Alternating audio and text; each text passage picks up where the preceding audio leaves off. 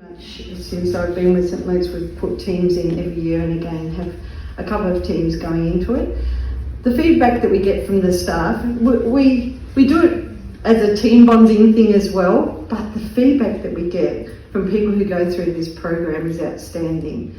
They come back, they feel like they've connected not only to their team members and supporting them in their well-being when they get back into the workplace, but that whole understanding and raising awareness of what mental health how it can affect people and how they can support people that it affects has been outstanding. So it's a great, we believe that it's a great investment to put our teams into this program, and we don't take it lightly, and we really make it not a reward, because it's just something that we know will build that capability, build that capacity, build that resilience in our people when they come back. So we're really happy to put our teams forward.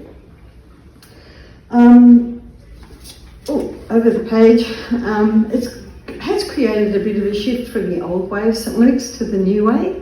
You know, when you start a culture program, you measure it and you go, oh my gosh, how are we ever going to get anywhere in this space? And those who have been in the workforce for a long time, and I'm one of those, started in the lands department back in 1982 or something, or 76.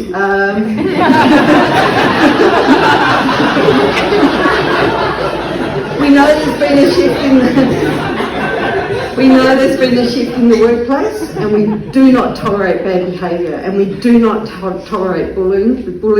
We do not tolerate sexual harassment, and this is all part of building a better workplace in the future. And so we've really shifted over the past few years, and Mind Games has been part of that shift in building resilience in our people and a different way of working, a different way of treating one another. And so we've really valued that, and it's bridged some of the gaps that we've found in our culture. So beyond our own team, culture, Mind Games raises funds and awareness and works with organisations beyond the event itself to build their own programs, delivering regional and industry appropriate mental health initiatives in areas that may struggle to access services. I just want to share a story, if you'll indulge me for one moment. At the last Leading Minds workshop that we had, and it's all virtual, so they can't see you crying in the background, we were talking with the hospitality... Steve Old. Yes, Steve Old, and he was talking about, I asked a question, and they were talking about your wellness programs and the Chief Health Officer role there. Happiness. Yeah. We were talking about the East Coast. So I travelled to the East Coast and I tend to retire there one day, but we've got a lot of migrant people working on the East Coast, particularly in the Coles Bay area where I often travel. And I was so happy to hear that there's a program that Sherry is running with Steve to support the mental health of people, of immigrant workers on the East Coast who don't have access to Medicare, who don't have access to medical services, and they're providing that service for those people. I was just so touched by that, I don't think I'm going to cry.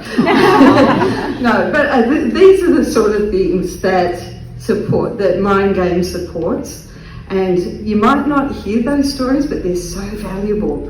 And the impact that the Mind Games and what Sherry is doing within the corporate world is indeed making a huge difference. So everyone who is sponsoring the games plays a really important part in maybe one person on the East Coast who has access to a mental health check or a GP check.